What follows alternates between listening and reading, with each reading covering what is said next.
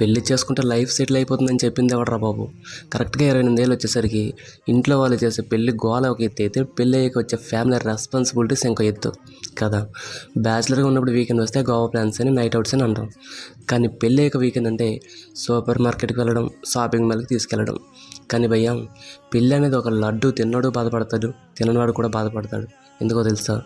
దూకుడు సినిమాలో ఎంఎస్ నారాయణ గారు చెప్పినట్టు మనం బలైపోయిన విషయం మనకే లేట్గా తెలుస్తుంది. ఒకప్పుడు మనం మన కోసం బతికేటోళ్ళం, ఇప్పుడు మనం వాళ్ళ కోసం బ్రతకాలి.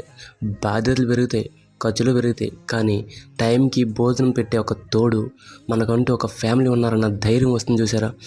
అక్కడ మ్యాజిక్ స్టార్ట్ అవుతుంది భయ్యా. బాబు బ్యాచిలర్స్, లైఫ్ని ఫుల్గా ఎంజాయ్ చేయండి.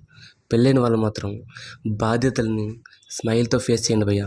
ఏదేమైనా life is very very very beautiful భయ్యా.